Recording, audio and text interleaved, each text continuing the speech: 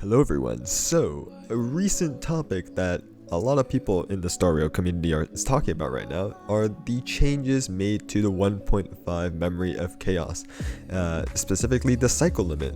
Hoyoverse decided to make MoC harder again, and once again they just don't decide to put it in patch notes or make any announcement, and which is kind of weird because I feel like changes like this are pretty important and very relevant considering it is changing the ultimate endgame goal, in my opinion, of the game. Just looking at this most recent post I found pretty funny, there's quite a divide of opinions. We have the people that are struggling and the people who are still doing perfectly fine. Now, whether or not you like the change, or whether or not you're struggling or still breezing through this new MoC change, the change is here and we'll have to deal with it. So let's not only talk about what the change is, but how it changes how we play Memory of Chaos. That I don't think many people are talking about the nitty-gritty about that stuff, and let's also talk about how this may affect the future endgame.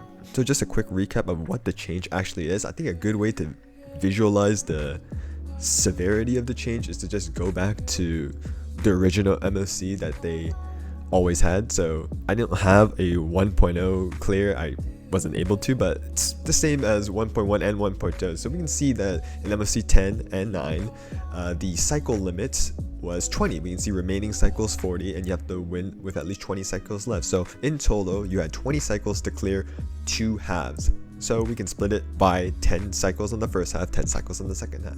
1.0 is the same, 1.1 is the same, 1.2 is the same, and in 1.3 they decided to change it, and I talked about it in this video that I made. 30 cycles total, and you have to win by 14 cycles left. So that means we now have an 8 cycle limit on the first half, 8 cycle limit on the second half. So they reduced the total number of cycles that we have by 4. In 1.4 they kept the same change, but in 1.5 they decided to change it again. Now this time it's a total of 30 cycles and we have to clear by 20. This means we only have 10 total cycles to clear 2 halves, which is half the amount of cycles that we had originally. Now obviously with half the amount of time, that makes it more difficult.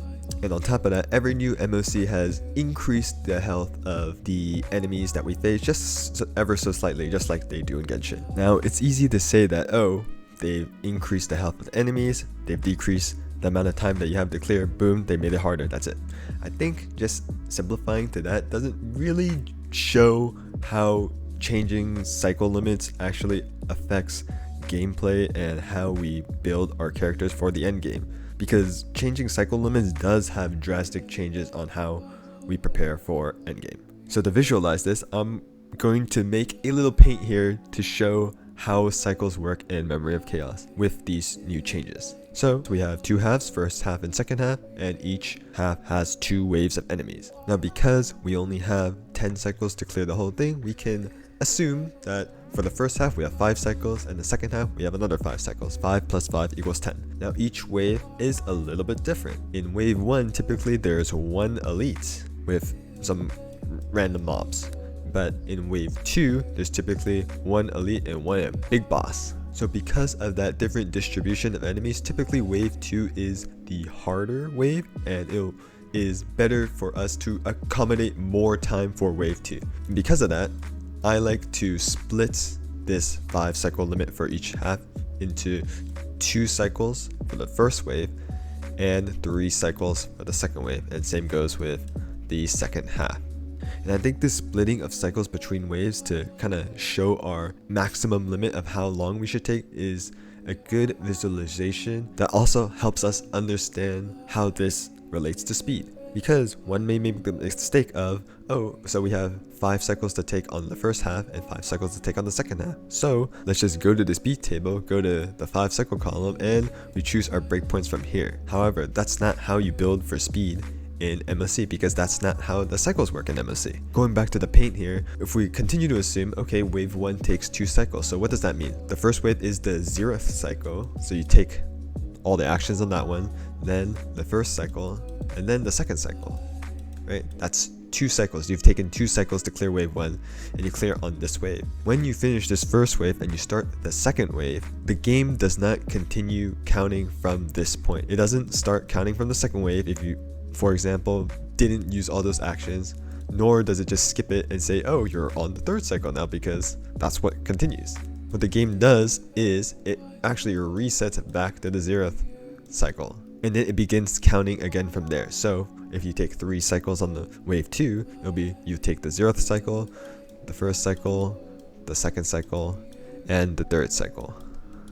And that's how cycles actually work in MoC, and that makes a huge difference when you actually look on the speed table and try to prepare to build speed breakpoints on specific characters. So assuming we have our 2+3 kind of limitation, which I think is a good assumption, we should technically look at cycles 2 and cycle 3 and not cycle 5. Now, just looking at the speed breakpoints myself for cycles 2 and cycle 3, the one thing that draws my eye is this 134 again. I know 134 has commonly been recommended to a lot of players for their DPS characters, but in my opinion it was a bit overblown, considering most people just quote, oh, you get an extra cycle on cycle 0, but like realistically you don't actually clear on cycle 0, most people, unless you actually go for a 0 cycle clear.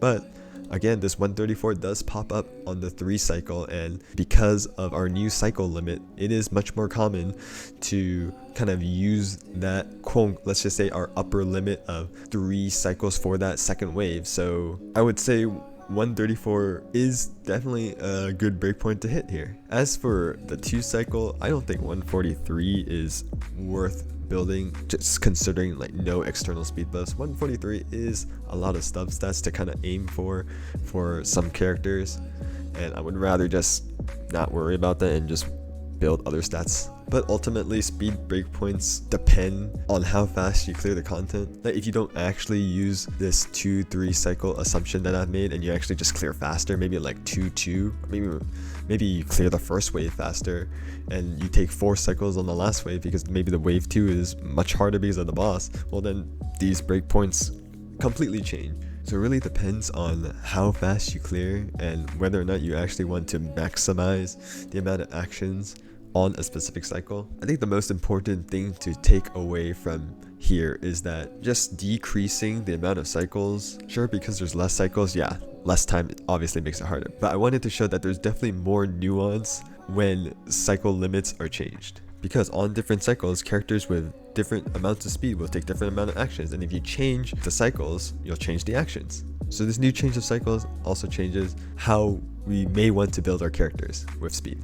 Now the last thing I wanted to point out that I've seen people also point out was this developer radio, because people have been struggling with Memory of Chaos 10 with this new cycle change. I know I've definitely taken much more time than I needed, and definitely cut it close with this MoC 10, but guess what?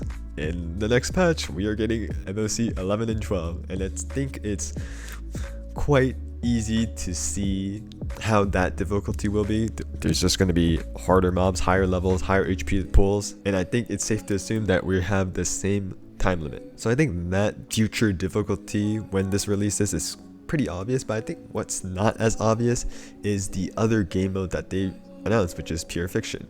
This game mode where enemies continually respawn and you have to defeat as much as you can and get a score to get 3 stars. Now I wanted to do a little bit of speculation here because I don't think we've gotten any official information on what this game mode actually is, but with some patterns and assumptions, kind of wanted to potentially guess what this game mode would be. So the first thing is that it's going to be a time limit. It says you need to clear as many enemies as possible within the number of cycles allotted. How many cycles are allotted? We don't know yet. But if we look at the entire 1.5 MoC, most discussion is talking about how, oh, we only have 10 cycles to clear MoC 10 and 9.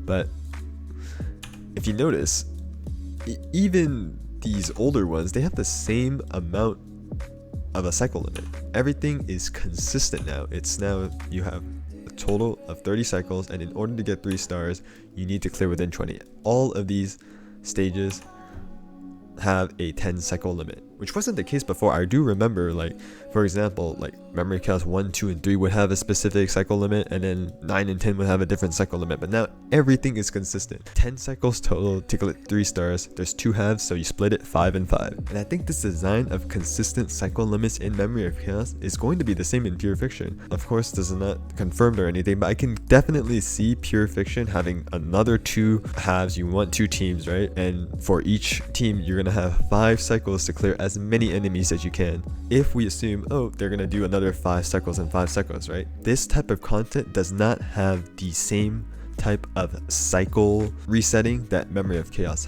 has. If you remember the various events that we had where we want they asked us to kill like certain amount of enemies within a certain cycle number, and then we get a score. I don't know how many events there were, but there were like several, maybe 2 or 3 events with that objective. If you go back to that battle content and maybe look it up, those cycles do not reset after you clear any enemies. They just continue where you were in the action order and continue and continue and continue until that cycle limit is over.